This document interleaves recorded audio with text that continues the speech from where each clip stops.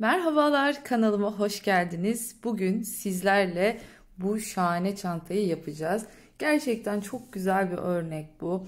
Mini beglerinizde, işte bu tarz burslu çantalarınızda, dilerseniz torba çantalarınızda, kol çantalarınızda kullanabileceğiniz çok güzel bir örnekle geldim. Şöyle gösteriyorum. Yine her zamanki gibi dikdörtgen tabanımı çalıştım.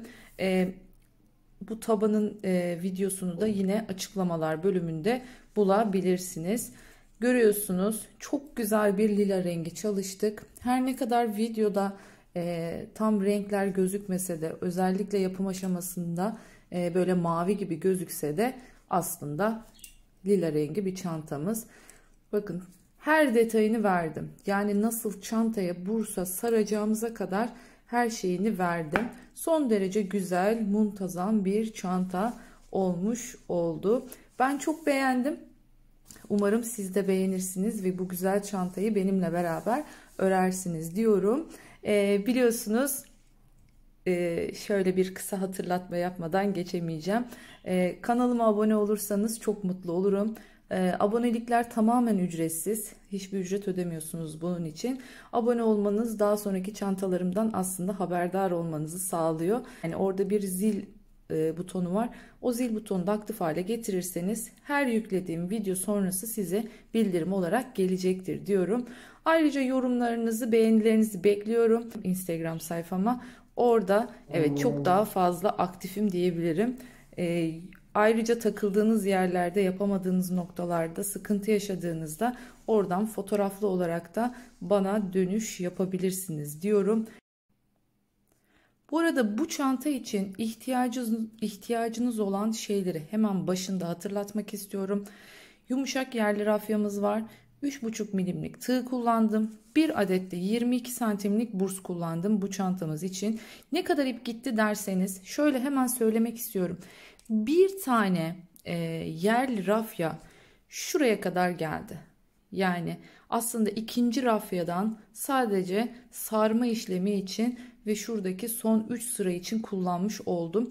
Gerçekten yerli rafyalar, yumuşak rafyalar, hele bir de rafyanız ince ise çok bereketli oluyor. Dediğim gibi sizin ipinizin inceliği, kalınlığı farklı olabilir ya da elinizin örme sıklığı, gevşekliği farklı olabilir. O yüzden ne olur ne olmaz 2 tane rafya almanızı tavsiye ediyorum. Ama tekrar söylüyorum, ikinci bakın, hatta göstereyim şöyle. İkinci rafyamı görüyorsunuz, hala yeni gibi. Çünkü çok az kullandım. Bununla da çok rahat bir şekilde çanta çalışabilirim. Mini bag, midi bag çalışabilirim. Gayet oldukça fazla ipim var hala bu renkten. Evet, o zaman fazla bekletmiyorum. Hemen yapımıyla başlıyoruz. Yine her zamanki gibi dikdörtgen tabanımı hazırladım. Hemen detaylarını vermek istiyorum. 20 tane zincir çekerek başladım tabanımı yapmaya. 20 zincirimi çektim. Artı 21. zincirimi yükseklik için çekip tabanımı örmeye başlıyorum. Açıklamalar bölümüne atacağım taban videosunu. Oradaki videoda 29 artı 1 ile başlamıştım. Burada 20 artı 1 ile başladım. Bunu unutmayalım. Evet, 13 sıra bu şekilde dikdörtgen tabanımı hazırladım. Hemen ölçülerini vermek istiyorum size. Kamera açısı tam tepe olmadığı için sanki böyle yamukmuş gibi görüyorsunuz ama değil. Aslında şöyle bakın, kaldırırsam anlayacaksınız. Normal düz bir dikdörtgen tabanımız var. Şöyle hemen gösteriyorum. 23,5, yani şöyle enine de bakacak olursak 15 santimde enimiz var. Tabanımız bu şekilde. Biliyorsunuz burslu bir çanta yapacağız bu sefer. O yüzden bursuma göre tabanımı hazırladım. Şimdi ipimi şöyle şu şekilde, bakın ne yapıyorum, kesiyorum. Çünkü tabanı burada bir bitireceğim. Her zamanki gibi tabanı bitiriyorum biliyorsunuz. Sonrasında tekrardan başlıyorum örmeye. Çünkü köşede başlamak istemiyorum hiçbir zaman için örneklere. Şimdi Biliyorsunuz her bir köşede aynı deliğin içine 3 tane batıyorduk. Bakın ne yaptım? Bu sefer 3 tane değil 2 tane battım. Çünkü bunu bir taneyi şimdi iğneyle yapacağız. Hemen yanındaki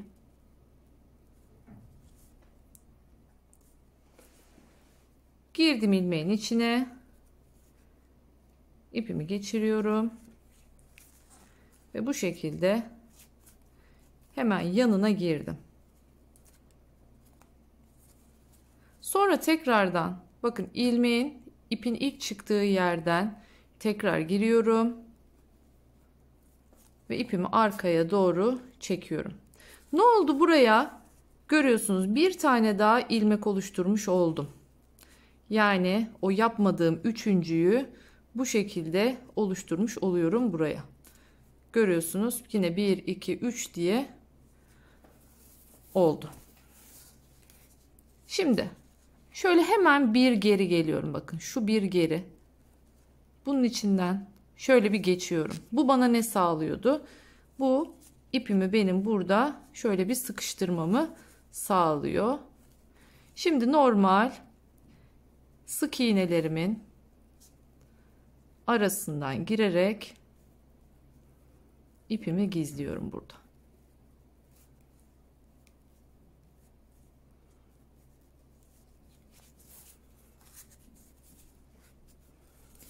Nasıl olsa içi gözükmüyor demeyelim.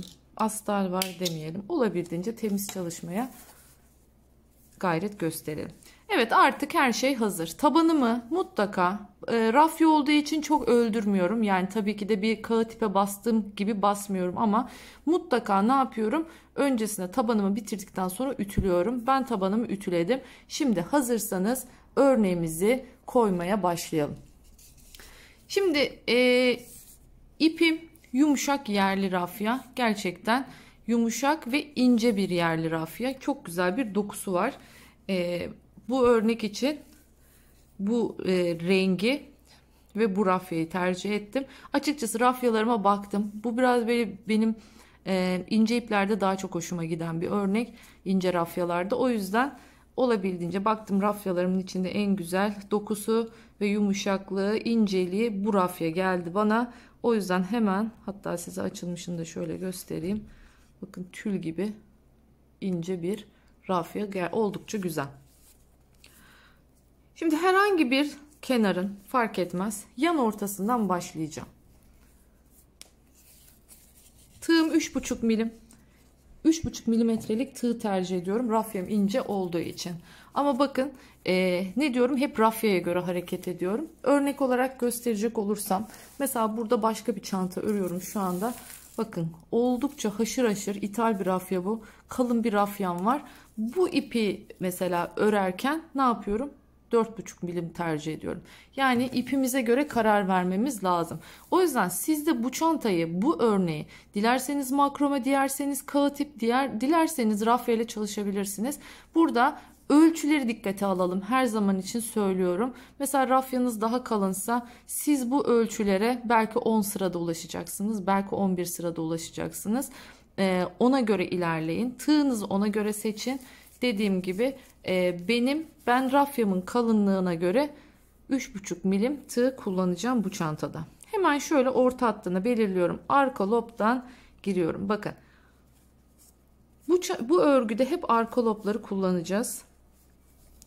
Şimdi hemen bir sıra boyunca sık iğne yaparak başlıyorum. Örneğimi koyabilmem için önce tabanda bir sıra sık iğneye ihtiyacım var. Sık iğnelerimin güzel olması için ne yapıyorum? Tığımdaki ilmek her zaman sıkı.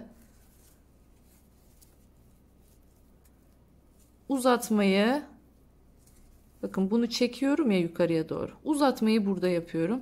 Bakın bunun ikisini aynı hizaya kadar getiriyorum. Sonrasında parmağımı vesaire tığımı döndürüyorum ki böylece düzgün V'ler elde edebileyim. Bakın tekrar gösteriyorum. Aldım, bunu uzattım. İki ilmeğim eşit olana kadar. Bakın sonrasında tığımı döndürerek başını çıkartıyorum. Böylece tepeleriniz hep sıkı, düzgün. sık iğneleriniz de V'leriniz de son derece düzgün olacaktır. Çok sıkı sıkı yaparsanız delik delik böyle V'leriniz hiç belli olmaz. Delik delik bir görüntü olur. Ama şu ilmeği gevşetirseniz de hiçbir zaman için böyle inci gibi dizilmiş sık iğneler elde edemezsiniz. Bazen diyorsunuz çok dönüş alıyorum onunla ilgili. Sizinkiler nasıl böyle duruyor? Evet, olayın püf noktası tamamen bu. Gerçekten hep aynı nizamide ve şunu yapmıyorum, bakın şu parmakla çekme işlemi yünlerde alışkanlık haline gelmiş bir işlem. Parmakla çekme işlemini yaparsanız, şöyle göstereyim, şunu şu şekilde çekme işlemi yaparsanız her seferinde şu ilmeklerinizi genişletirsiniz ve hani görürsünüz mesela yaptığınızda sık iğnenin biri şeydir, biri geniştir. Yani böyle düzgün görünmez. Bunun en büyük sebebi bu. Ne yapıyorum? Bakın, parmağımla işim yok. Ben tığımı kullanıyorum. Tığımı çeviriyorum. Hep tığımı döndüreceğim. Yanındakine geçtim bakın. Ne yaptım? Tığımla. Hep tığımı hareket ettiriyorum. Bu şekilde arka loblardan örerek sıra sonuna kadar dolaşıp geliyorum. Evet, geldik sıra sonuna. Şimdi ben saydım, 138 tane ilmeğim çıktı. Şimdi bu örnek 4'ün katları şeklinde olmak zorunda olduğu için bunu 140'a çıkartmam gerekiyor bu sayıyı. Şimdi burada hiç bu sorunu yaşamak istemiyorsanız 21 artı 1 ile başlayın. 22, yani tam 140 elde etmiş olursunuz böylece.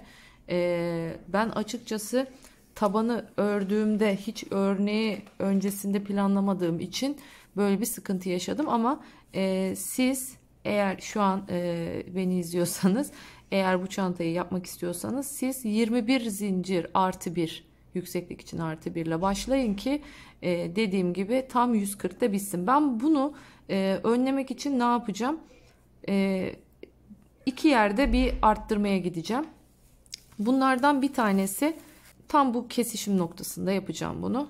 Bunu yaparken şu ilk başta geldiğim bakın ilmeğimi yaptığım yere şimdi ben bir tane daha yapıyorum.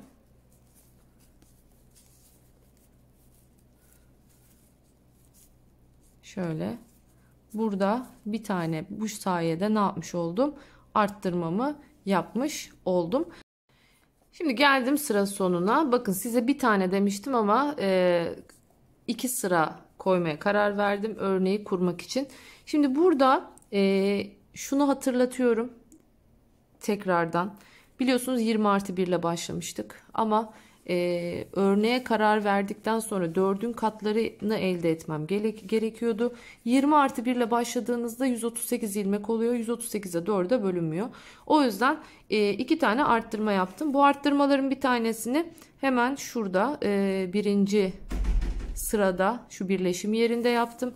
Bir tanesini de burada ikinci sırada nerede yaptım? Herhangi bir köşede. Evet, şurada bir köşede yaptım. Bu şekilde 140 ilmeği elde etmiş oldum. Şimdi burada farklı bir birleştirme yöntemi göstereceğim size. Buradaki amacımız şu. Bakın şuradaki bu hattın aynen kalmasını sağlamaya çalışacağız. İpimizi her zamanki gibi uzattık. Burada ilk sık iğnemizi görüyorsunuz. Bu ilk yaptığımız ilmek, ama biz ilk sık iğnemizin tepesine gireceğiz her zaman için. İlk sık iğnemizin tepesinden girdim, arkaya doğru ipimi çektim. Şimdi ben bunu biliyorsunuz normalde ne yapıyordum? Buradan uzantısını alıyordum ve öyle örüyordum. Şimdi öyle ördüğüm zaman bu uzantıyı buradan çeker alırsam bu sefer ne olacak? Bu hat kaybolmuş olacak. O yüzden ne yapıyorum? Bunu direkt bu ilmeği burada oluşturuyorum. Biraz kısaltalım ilmeği. Evet. Bu şekilde ilmeği bakın arkada oluşturmuş oldum. Hemen Ne yapıyorum? Şu yanındaki ilk o tepesine girdiğim sık iğnenin tepesinden yoluma devam ediyorum. Bakın bir tane yapmıştım zaten. Bu benim ikincim oldu. Bu da benim üçüncüm oldu. Şimdi 3 tane yine görüyorsunuz sola doğru örmeye devam ettim sık iğnelerimi yine arka loblara batarak. Şimdi ne yapıyorum? Uzunca bir trabzan yapacağım. İpimi doladım. Bakın sıradaki ilmeğin altına değil onun da altındakine, yani 2 sıra alta iniyorum aşağıya. Uzattım. İkisini bir çıkarttım. İkisini bir çıkarttım. Bakın uzunca bir trabzan elde etmiş oldum. Şimdi devam ediyorum. Yine yan yana 3 tane sık iğne yapacağım. Ne yapıyorduk? Arka loblara batıyorduk. Unutmayalım. Her zaman için arka loblardan gideceğiz. Çünkü orada şimdi biraz sonra göreceksiniz. Örneklerin arasında çok güzel bir hat oluşuyor. Benim o hatta ihtiyacım olacak.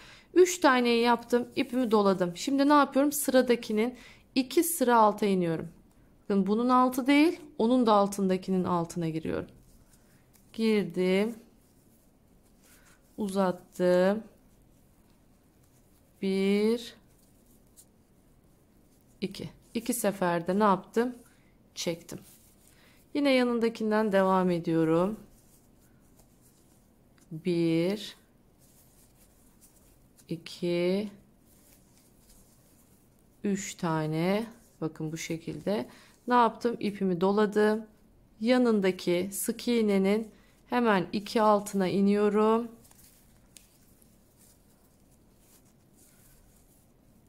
Hemen yine ikisini bir çıkarttım. İkisini bir çıkarttım. Bu şekilde görüyorsunuz. Hep sıra sonuna kadar aynen böyle devam edeceğim. Şunu biraz şurası hoş olmadı. Onu düzelteyim tekrardan.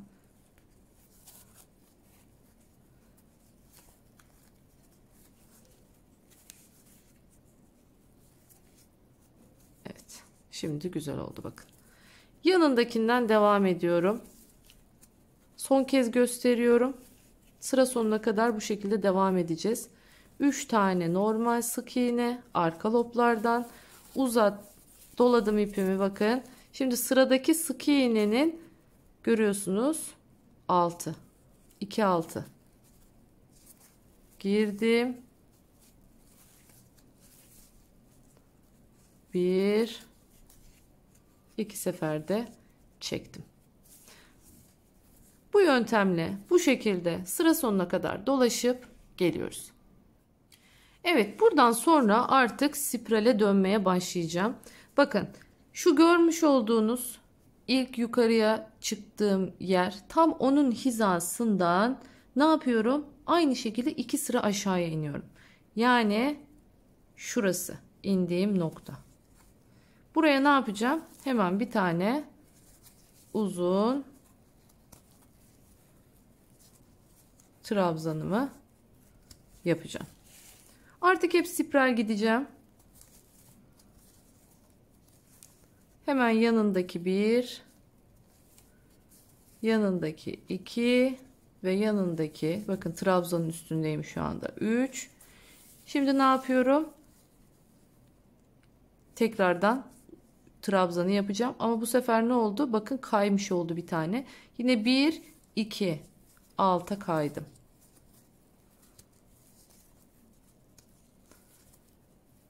Hemen ikili trabzanımı yaptım. Ne yapıyorum? Devam ediyorum. Aynı mantıkla gidiyoruz. 1 2 üçüncüsü bakın trabzanın üstüne gelecek. İpimi doladım. 1 2 alta iniyorum. Evet, yine bakın şunu bollamışım. Bunu bollarsanız buradaki trabzanınız güzel olmaz.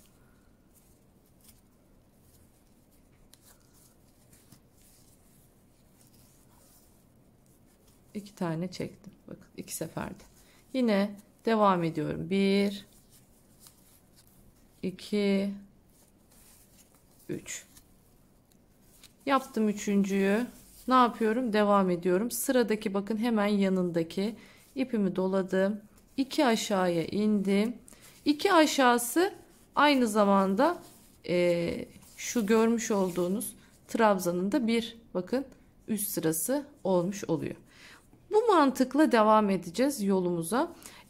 İlk sıralarda şu aralardaki boşluklar gözükecek. Ama sonrasında artık koya gittiğimizde artık hiç boşluk kalmayacak, gözükmeyecek şekilde bir örnek oluşacak. Dilerseniz hemen sıra sonuna kadar örüp geleyim. Evet, bakın nerede başladım, nerede bittiğim belli olmayacak şekilde spiral dönmeye devam ediyorum. Yine başlangıç hizama geldim. Artık bakın dörtlüye geçiyorum. Yani dördüncü trabzan sırasına geçiyorum. Burada şimdi nelere dikkat edeceğiz? Son kez bütün püf noktalarını vereyim. Birincisi şu. Üçüncü sık iğneniz, yani son sık iğneniz mutlaka trabzanın üstüne gelecek. Buna dikkat edin. Özellikle köşe dönüşlerinde falan yanlışlıkla şu trabzanın altında kalanın üzerine falan batmayın. Aralarda arttırmalarınız oluşur. Buna dikkat ediyoruz. Bunu yaptıktan sonra ipimizi doladık. Girdik alta. Bakın şunu ne yapıyorum? İlmeğinin hizasına getiriyorum. Bak böyle inmesin. Böyle altına hizasına denk getiriyorum. Taktım. Çıkarttım. İkisini bir çektim. İkisini bir çektim. Şimdi ne yapıyorum? 3 tane yine. 1 2 ve 3. Bakın ne oldu? Yine tam trabzanın üstüne denk geldi. İpimi doladım. 1 2 aşağıya iniyorum. Ne yaptım? Bakın tam hizasına getirttirdim. Aşağıya inerken ipimi çektim. İkisini bir. Daha sonra ikisini bir. Bu şekilde hep devam edeceğiz. Dikkat ettiyseniz bakın aradaki şey kapanıyor artık. Yani burada gittikçe kapanacak aralar. Her seferinde bir üst sırada oraları doldurduğunuz için arada sadece bakın tek bir sık iğne kalıyor. Şöyle tek bir sık iğne gözükecek. Bakın burada sadece bu gözükecek. Burada sadece bu gözükecek. Artık bunlar hep üst üste binmeye başlayacak. Arada hep tek bir ilmek kalmış olacak. O ilmek de zaten şunların üst üste binmesini engellemek için. Yani bu ilmek olmasa diyelim ki 3 tane zincir değil de 3 tane sık iğne değil de arada diyelim ki 2 tane sık iğne yapmış olsaydım ne olacaktı? Artık şu trabzan bu trabzanın üstüne gelmiş olacaktı. Burada onu engellemiş oluyoruz. Yani şu gidiş hattını korumuş oluyoruz. Hep bu yöntemle bu şekilde çantamı istediğim yüksekliğe getirene kadar söyleyeceğim onu size zaten birazdan. Öreceğim. Bakın şu şekilde ilerliyoruz. Siz bunu dilerseniz başak modeli yapmak istiyorsanız o zaman bunları böyle başak başak da yapabilirsiniz. O size kalmış. Ben şimdi bu yöntemle bu örnekle gideceğim. Dediğim gibi istediğim yüksekliğe gelene kadar örüyorum ve geliyorum. Evet, sonunda geldik finale. Şimdi ne yaptım? Hemen onu göstereyim. Şu ilk başladığımız yerin tam hizasına geldim. Hizasına geldiğim zaman bakın şöyle göstereyim. En son yaptığım görüyorsunuz. İlmeğimi takayım tekrar. Kaçtı. Görüyorsunuz yine videoya başladım diye. O da başladı ötmeye.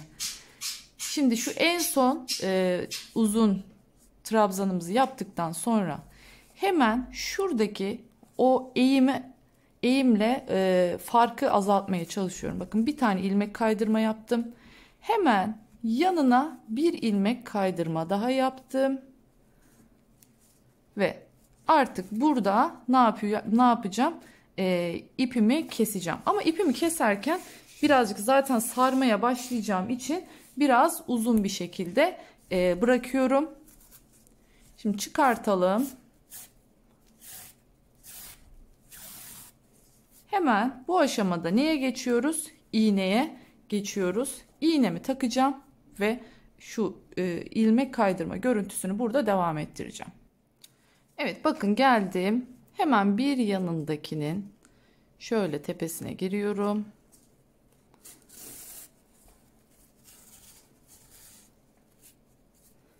Burada yine ipin ilk çıktığı yerden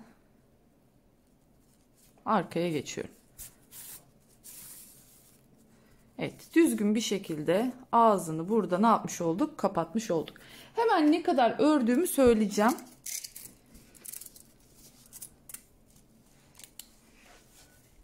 Evet. Bakın görüyorsunuz. Tam 19 santim yaptım çantamı yüksekliğini. Ve şöyle göstereyim. Bursumuzu da güzelce rafyamızda sardım. Şimdi rafyayı sararken ipimizi açarak sarıyoruz. Yani ne demek istiyorum? Biliyorsunuz rafyalarımız normalde şu şekilde. Şöyle açıyorum önce rafyamızı ve sonra bu şekilde sarıyorum. İlk başlangıç yerlerini de daha hani çözülme yapmasın diye de piritle normal yapıştırıcıyla yapıştırarak başlıyorum. Bakın bu şekilde hali hazırda sardım. Ve ne yaptım? Çekiçle şuralarını ezdim güzelce. Şuradaki yere ezerseniz bu artık bir daha hiçbir şekilde çıkmayacak. Yoksa biliyorsunuz bunlar vidalı olmadığı için tak tak diye sürekli çıkıyor. Burayı güzelce çekiçle döverseniz şu ağız kısmı gibi genişliyor ve hiçbir şekilde çıkma yapmıyor, sağlamlaştırmış oluyorsunuz. Şimdi bursumuzun yerlerini belirleyeceğiz, işaretleyeceğiz. Bunun için ilk olarak şunu yapmamız gerekiyor. Çantamızın önce yan ortalarını güzelce bir belirleyeceğiz. Yani şöyle çantayı düzgünce koyduğunuzda bu çantanın yanı neresi? Önce hemen bir yan noktalarını belirliyoruz ve işaretleyicilerimizi buralara takıyoruz. Bu çok önemli.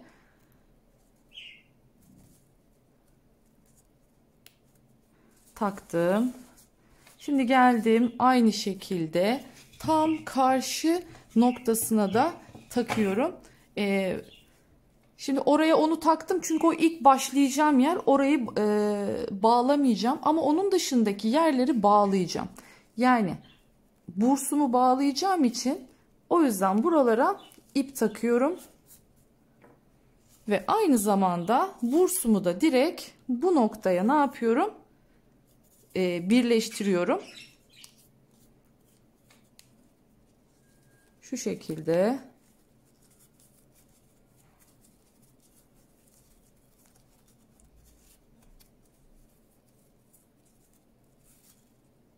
Bağladım. Şimdi aynı şekilde çantamızın bir de orta noktalarını buluyorum. Şöyle karşılıklı getirdim bakın iki noktayı. Şimdi bir de orta noktasını belirleyelim.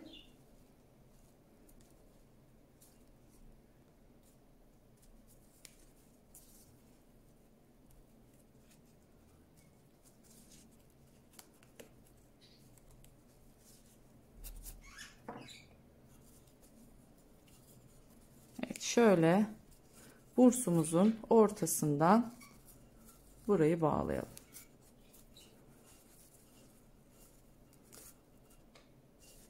Aynı şeyi karşısı için de yapacağız. Karşı nokta için de yapacağız. Hemen orada da yerimi belirleyeyim. Bakın burası.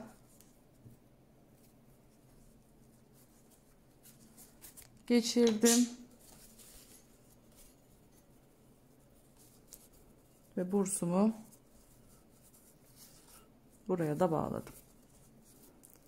Şimdi buradan sonra artık aralardan da tutturmak isterseniz tutturabilirsiniz. Şöyle hani şu köşe noktalarından da tutturmak isterseniz tutturabilirsiniz. Şu şekilde hani herhangi bir şekilde kayma yapmaması açısından yerlerinizi belirleyebilirsiniz. Ama ben şu anda gerek duymuyorum buna. Şimdi benim ipim vardı hali hazırda biliyorsunuz. İpim iğneye zaten takılı. Şimdi nasıl sarmaya başlıyorum onu söyleyeyim. Bir kere bursunuzu eğer sarmazsanız çok uğraşmak zorunda kalırsınız. Çünkü metal aradan illaki bir gözüküyor. Bunun önüne geçmemiz lazım. Bunun önüne geçmemiz için de mutlaka ve mutlaka ne yapıyoruz? Altını sarıyoruz. Şimdi çıkartıyorum işaretleyiciyi taktığım orta noktayı ve bakın buradan giriyorum.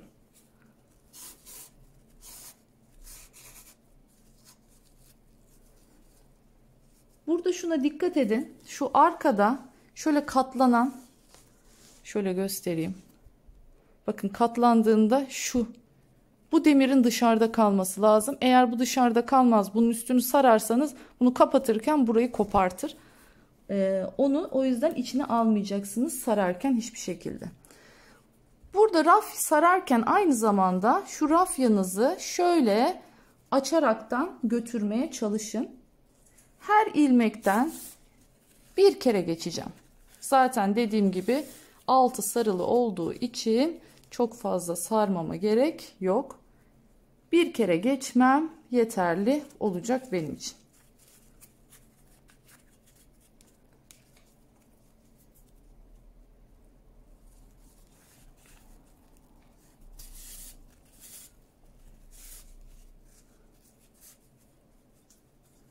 Güzelce sıkıyorum. Bir sonrakinden şöyle bakın olabildiğince yakından göstermeye çalışıyorum.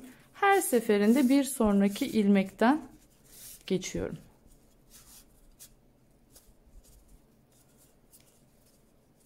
Böylece çok kolay bir şekilde bursumuza sarıyoruz. Dilerseniz örerek de yapabilirsiniz bunu.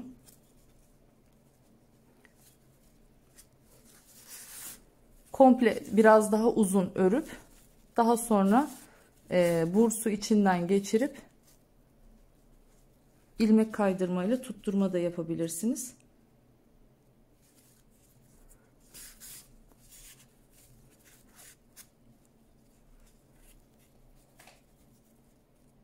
Evet, bu şekilde sara sara gidiyorum. Anlaşıldı diye umuyorum. İpimizin bittiği yerde ipimizi o yarım kalan ipimizin de üzerinden sararak devam edeceğiz. Onu da arada o şekilde gizlemiş olacağız. Bakın bu şekilde devam edeceğim. Saracağım. Ta ki artık aynı noktaya yani buraya gelene kadar. Dilerseniz hemen bitirip geliyorum.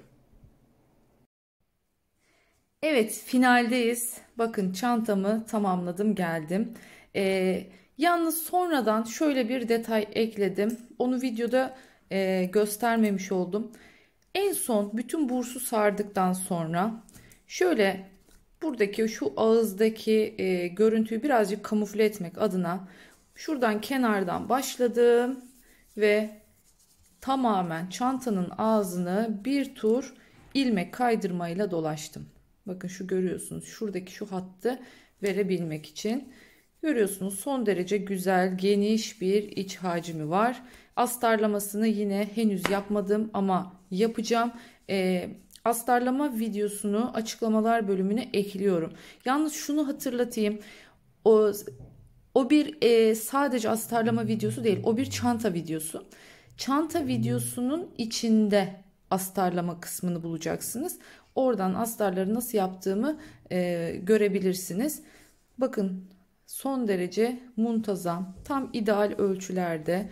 Şöyle elimdeki duruşunu da şöyle göstermek istiyorum. Bakın çok şık bir çanta oldu. Yine yani bu burslu çantaların öyle bir özelliği var ki işin içine çok fazla böyle pırıltı falan katmadığınız sürece hem akşam için gece için çok şık bir çanta oluyor hem de aynı zamanda gündüz içinde yani normalde de aynı zamanda da çok spor bir çanta oluyor. Yani Bu anlamda çok avantajlı çantalar, burslu çantalar. Yine dilediğiniz gibi isteğinize göre sap takabilirsiniz. Ben bunları saplı çalışmıyorum. Daha sonra işte müşterilerin isteğine göre isterlerse ilaveten sap takıyorum. Yani onun dışında ama ilk başta saplı olarak çalışmıyorum. Yine son derece güzel bir çanta oldu. Umarım beğenmişsinizdir. Videonun burasına kadar benimle sabırla bu çantayı ördüyseniz çok teşekkür ediyorum. Başka videolarda görüşmek dileğiyle. Kendinize çok iyi bakın. Hoşça kalın. Görüşmek üzere.